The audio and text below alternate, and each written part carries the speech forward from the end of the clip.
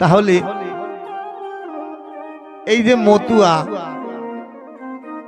এ কোনো আলাদা বস্তু নয়। আজকে সকলে আমরা একত্রিত হয়েছি, সবাই আজকে মতুয়া হয়ে গেছি। এর মানে এ না আমি মতুয়া হলে আমি কৃষ্ণ নাম করতে পারবো না।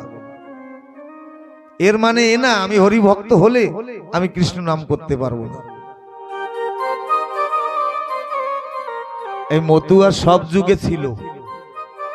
নামে প্রেমে মাতোয়ারা যে তিনি মতুয়া। এই নামে প্রেমে মাতোয়ারা ত্রেতা যুগে ছিল। হনুমান রাম ভিন্ন কিছু বুঝতো না।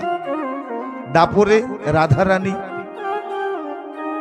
বন্ধু নাম ছাড়া কিছু বুঝতো না। কলিতে নিতাই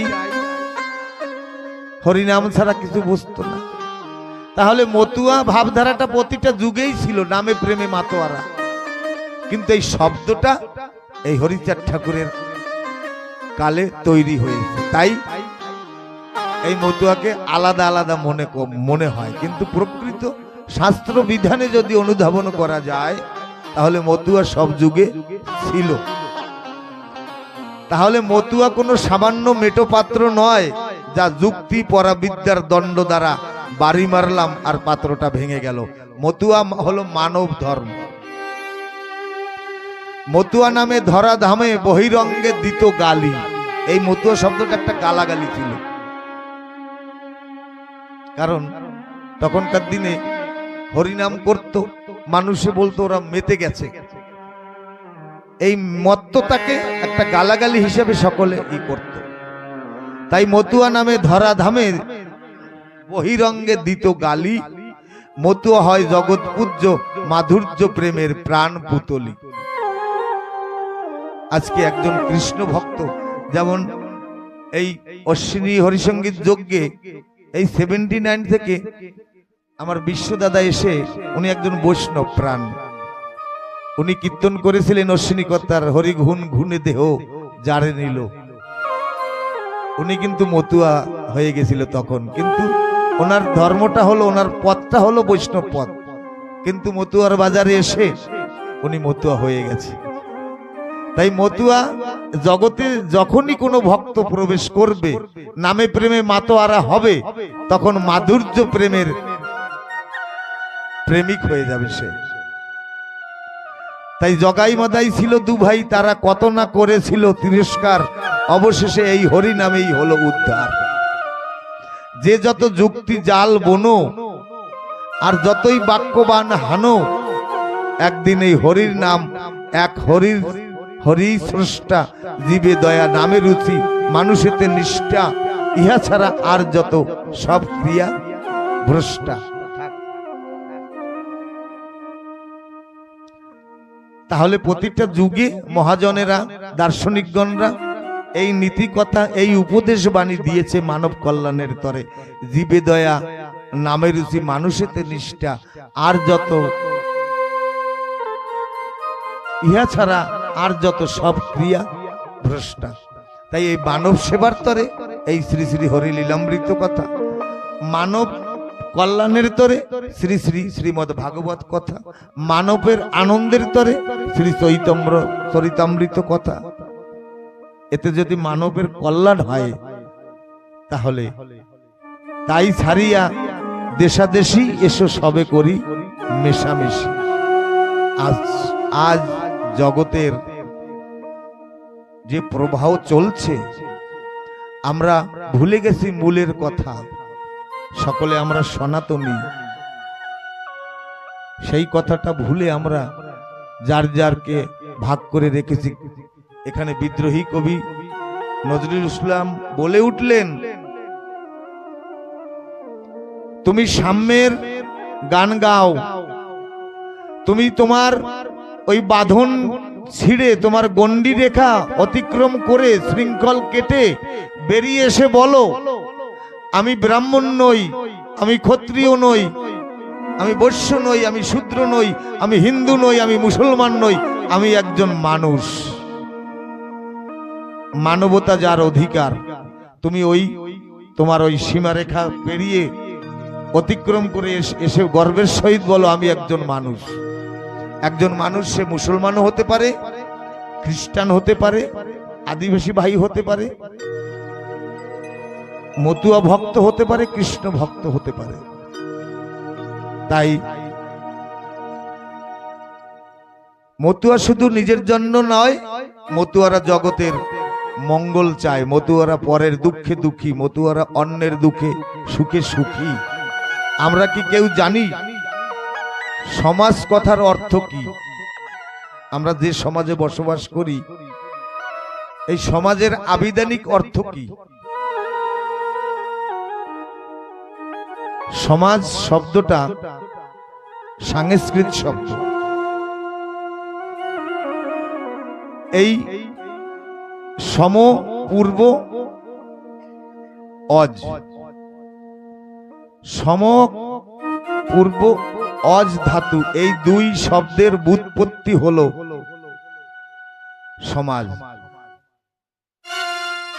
অজ মানে চলা, সম অজ, অজ মানে চলা, আর সম মানে সম্যক ভাবে। সম যোগ অজ, সম্যক ভাবে চলার নাম হলো সমাজ। আমরা সকলে একত্রিত হয়ে চলবো, যে মত পথে থাকি না কেন।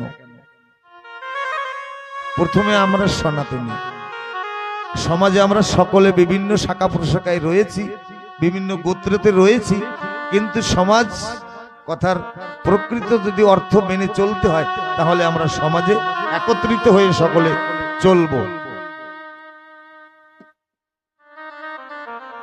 এই চলার নামই সমাজ। তাহলে আমরা এক হয়ে কি চলছি? চলছি না। যে কোনো ভাবধারায় থাকি, কিন্তু এক হয়ে চলতে বাধা কোথায়? তাই প্রকৃত ভক্তের চাওয়াটা কেমন? কি আর চাহিব না তোমার চরণ তলে, তুমি যার সে আবার কি চাহিবে ভূমণ্ডলে। ঠাকুর তুমি যার সে আর কি চাইবে এই জগতে। যেমন দাপরে একজন মতুয়া ছিলেন সুদামা, সে সারা জীবন দুঃখ দুর্দশার নিচে বসবাস করেছে, তবুও কৃষ্ণের কাছে ধন সম্পদ চাইনি। আমরা একটু দাপর থেকে কল্পনার পাখায় ভার করে অল্প সময়ের জন্য দাপর লীলার থেকে ভ্রমণ করে আসব। আমরা প্রতিটা ভাগবত আসরে, প্রতিটা বক্তার মুখে, মহাজনদের মুখে শুনি কৃষ্ণের ভাগের সন্দীপনী মুনির দেওয়া, গুরু মায়ের দেওয়া সেই চানা খেয়েছিল নাকি, তাই সুদামার জীবনে নাকি দুঃখ কষ্ট। কিন্তু মূলত ওটা একটা সিদ্ধান্ত আছে, কিন্তু এর উপরে আর একটা মহা সিদ্ধান্ত। কীর্তন একটা বস্তু আর সংকীর্তন আর একটা বস্তু। একদিন দুর্বাসা মুনি এসেছে সন্দীপনীর আশ্রমে। এসে সন্দীপনী ঘরণী যিনি বলছে, মা বহুদিন হলো তপস্যায় রত ছিলাম নবভূমি নর্মদায়, এসেছি লোকালয়ে কিছু আহার পূরণের, উদর পূরণের জন্য কিছু আহার প্রদান করো।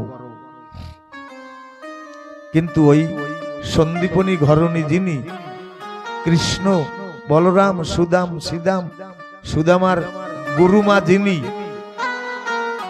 ওই কৃষ্ণের জন্য কিছু খাবার রেখেছিল। জঙ্গলে যখন রন্ধনের জন্য কাষ্ঠ আরোহণে যাবে, কারণ কৃষ্ণ তো নীলমণি, যশোদার নয়নমণি, ও তো দণ্ডে দণ্ডে খায় ক্ষীর আর ননি, ও যাতে কষ্ট না পায়, তাই ওর জন্য কিছু খাবার রেখেছি চানা স্বরূপ। এই খাবার মিথ্যা বলল দুর্বাসা মুনির কাছে, বলল, ঋষিবর ঘরে তো কোনো খাবার নেই, তোমাকে কি দেব? কিন্তু দুর্বাসা ধ্যানের ঘরে জানতে পারলেন সন্দীপনী ঘরণী মিথ্যা বলে আমাকে প্রবঞ্চনা দিচ্ছে, প্রলোভন দিচ্ছে যে আমার ঘরে কোনো খাবার নেই। যে খাবারটা ছিল ওটা তো কৃষ্ণের জন্য রেখেছে। তখন মুনিগণ কিনা তারা পরম ব্রহ্মে বিশ্বাসী, অনুরাগী, রাগাত্মিকা, তাই অভিশাপ করলেন। বলছে ফণিনী যে হয়, কাল সর্পের আঘাত করলে ওজা কবিরাজ সে বিষ নামাতে পারে, ডাক্তার ভ্যাকসিনের দ্বারা তাকে বাঁচাতে পারে, কিন্তু অভিশাপ যদি কেউ কাউকে করে তাহলে তার কোনো মন্ত্র নেই যে তাকে রক্ষা করবে। তাই ওই মুনি অভিশাপ দিয়েছে, এই খাবার আমাকে মিথ্যা বলে তুমি যার জন্য রেখেছো, সে যদি আমি অভিশাপ করলাম এই খাবার যদি সে খায় তাহলে সারা জীবন সে গরিবী রেখার নিচে বসবাস করবে, তার দিনন্তে এক মুষ্টি অন্ন জুটবে না। এই অভিসম্পদ দূরে দাঁড়িয়ে আমার কৃষ্ণ সখা বাল্য বন্ধু সুদামা শ্রবণ করেছে। কেমন মতুয়া, কেমন মাতোয়ারা। ওই অভিশাপ শ্রবণ করে সুদামা মনে মনে ভেবেছে, সত্যি কৃষ্ণ যদি আমার মনের বান্ধব হয়, প্রাণসখা হয়, বাল্য বন্ধু হয়, তাহলে আমি বন্ধু হয়ে এই খাবার ওকে দিতে পারি না। এই খাবারে ও যদি খায় তাহলে তো সারা জীবনও গরিবী রেখার নিচে বসবাস করবে, ও দিনন্তে এক মুষ্টি খেতে পারবে না, কারণ মুনির অভিশাপ কখনো বিফল হয় না। তাহলে রাজার সন্তান হয়ে সে এই অভিশাপ নিয়ে জীবন ধারণ করবে না, না, এ হতে দেব না আমি সুদামা থাকতে। তাই বনে গিয়ে ওই কৃষ্ণের ভাগের দানা কটা সুদামা খেয়েছিল। কেমন বন্ধু ছিল, কেমন ভক্ত ছিল, কোনদিন কৃষ্ণের কাছে কিচ্ছু চাইনি। সেদিন মথুরায় গেলেন, রুক্মিণী বলছে, এই তোমার বাল্য বন্ধু, তাকে কত যত্ন করেছো, সুন্দরভাবে তাকে পরিপাটি করেছো, কত আদর করেছো, এমনকি নয়ন জল দিয়ে তোমার সখার চরণ ধৌত করেছো, তুমি কতটা ভালোবাসো তাকে। একটা কাজ করো, বিদায় লগনে ওকে সুন্দর একটা পুষ্প রথে করে ওকে তুমি পাঠিয়ে দিও। রুক্মিণী বলছে সর ঐশ্বর্যের ভগবান কৃষ্ণকে, কিন্তু কৃষ্ণ দয়াময় যিনি, সুদামার বিদায়ের কালে এই কর্মটা করলেন না তিনি। সুদামাকে ওই উলঙ্গ পায়ে ওই মৃত্তিকার উপর দিয়ে বলছে তুমি এইবার যাও। সুদামা দূর দূর হে হাঁটছে আর পিছন পানে তাকিয়ে দেখছে বাল্য সখা বন্ধুকে ছেড়ে আজ জনমের মতো বিদায় হচ্ছে। যখন সুদামা চোখের অদৃশ্য হয়ে গেল, চোখের অদৃশ্য হয়ে গেল, কৃষ্ণ চোখের জল ঝরাতে ঝরাতে রাজ সিংহাসনে বসে রুক্মিণী দেবী বলছে, এখন কেন কাঁদছো? আমি তো বলেছিলাম তুমি তোমার বাল্য সখাকে সুন্দর একটা পুষ্প রথে করে পাঠাতে পারতে। কৃষ্ণ বলছে, না গো দেবী, আমি কেন পাঠাইনি তুমি জানো? বলছে, আমি শতবর্ষ আমার মা বাবাকে ছেড়ে এই মথুরায় রয়েছি। আমার মা যশোদা আমার বিরহে নীলমণি ভাবতে ভাবতে তার নয়ন দুটো অন্ধ হয়ে গেছে। আমি ত্রেতা যুগে আমার বিরহে আমার বাবা 14 বছর জীবনকে ধরে রাখতে পারেনি।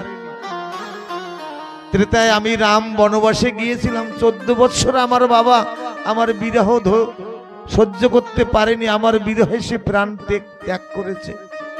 কিন্তু দাপর লীলায় আমার বাবা নন্দ রাজা আমার বিরহে 100 বছর সে প্রাণটাকে ধরে রেখেছে। কবে আমি এই মথুরা লীলা সাঙ্গ করে আমি যাব ব্রজে, ব্রজে গিয়ে বাবা বাবা বলে তাকে ডেকে তার কোলে বলবো, মা মা বলে তাকে ডাকবো। আমার বাবা কাল এসে বাবাকে কতবার নিমন্ত্রণ দিয়েছে, কিন্তু বাবা কালকে বলছে আর কিছু সময় আমাকে জগতে থাকতে দাও, দেখি আমি ব্রজের কানুকে আর একবার শেষ দেখা দেখে যেতে পারি নাকি। তার মুখ থেকে বাবা শব্দটা উচ্চারণ ডাকটা শুনতে পাই নাকি। তাই বলছে আমি সেই মা বাবাকে হারিয়ে মথুরায় রাজা সেজে আছি। আমার এখানে এই বুকের যন্ত্রণা নিবারণ করার মতন এমন কোনো বস্তু নাই। আমি যুগে যুগে আমাকে আমি বড় করিনি, আমি বড় করেছি আমার ভক্তকে। প্রথমে আমার ভক্ত, তারপরে ভক্তের ভক্তি, তারপরে আমি ভগবান। আমি ভক্তকে আগে করেছি। তাই এই মথুরায় কোনো বস্তুতে আমার এই দগ্ধীভূত হৃদয় শীতল হয় না। তাই আমার ভক্ত সুদামা বাল্য সখা খালি পায়ে যখন আমার এই মথুরা ভূমির থেকে হেঁটে যাচ্ছে, আমার ওই সুদামা ওই বাল্য সখা ওই ভক্তের চরণ ধুলি এই মথুরার ধুলিতে মিশে রয়েছে।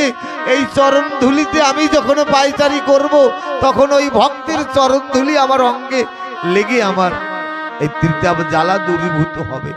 তাই আমি সুদামাকে একখানা রদ দেইনি। এ হলো ভক্তের সংজ্ঞা। তাই যুগে যুগে ঠাকুর এসেছে, জগৎবাসীকে বিধান দিয়েছে, কিন্তু আমরা শাস্ত্র আজ্ঞা না মেনে বিভিন্ন কল কৌশলে আমাদের নিজেদের ললাট লিখন আমরা দুঃখ দুর্দিনে পরিবর্তিত করে জীবন আমরা অন্ত করে দিচ্ছি। তাই মহাজন বলে, দার্শনিকগণ বলে, অন্যের পা চেটে হয়তো সাময়িক সুবিধা পাওয়া যায়, কিন্তু সফলতা নয়, সফলতা পাওয়া যায় না। কারণ সফলতা পেতে গেলে প্রকৃত মানুষের সঙ্গ পেতে হবে। যার মূলের সাথে সম্পর্ক আছে সেই তো মালিক। প্রকৃত মানুষের সঙ্গে যদি আমার জীবনের ডোরটা বাঁধতে পারি, তাহলে আমার প্রকৃত সফলতা অর্জন হবে। হ্যাঁ, উপার্জন হবে আমার জীবনে। স্বামী বিবেকানন্দ বললেন না যে ওই গঙ্গা থেকে যে ছোট্ট ডিঙি নৌকাটা স্পিড বোটটা যাচ্ছে, মোটর লঞ্চটা যাচ্ছে, হয়তো 2-3 ঘন্টার মধ্যে নবদ্বীপ পৌঁছে যাবে, কিন্তু একখানা ভাঙা নৌকা জীর্ণ তরী ওর সমানে সমান সেই সময়ের মধ্যে কি নবদ্বীপে পৌঁছতে পারবে?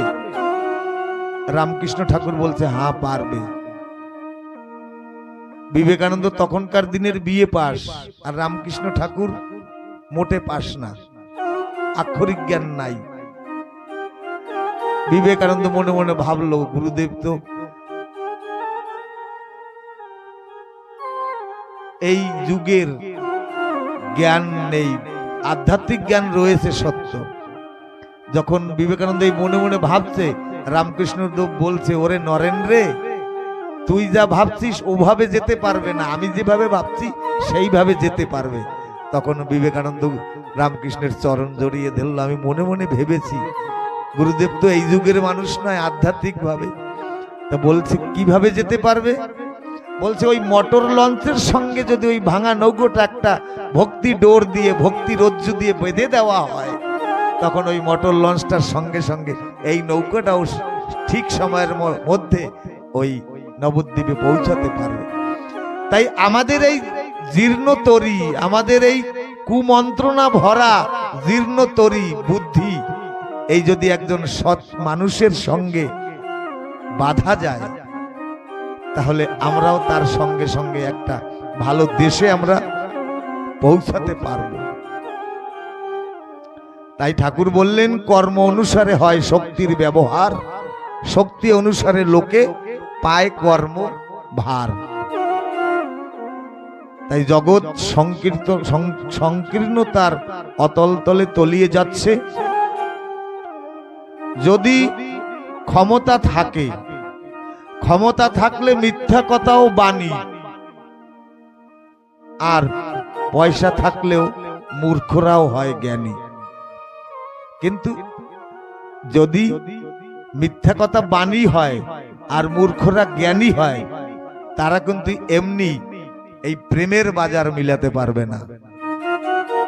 আজ থেকে 2500 বছর আগে পশ্চিম দেশের, গ্রিক দেশের সম্ভবত দার্শনিক সক্রেটিস বলে গেছিলেন এই বাণীটা, এই ভবিষ্যবাণীটা দিয়ে গেছিলেন, এমন একদিন আসবে জ্ঞানীরা তারা দুঃখ প্রকাশ করবে যে আমরা জ্ঞানী কেন হলাম। এই কারণে, কারণ কি এখন তো মূর্খরাও জ্ঞানী হয়ে গেছে। প্রকৃত জ্ঞানী যারা তারা দুঃখ প্রকাশ করবে। আজ দার্শনিক সক্রেটিসের বাক্যটা হারে হারে পালন হচ্ছে। আস্ফালনকারী যারা তারা গর্বিত হবে আস্ফালনের জন্য।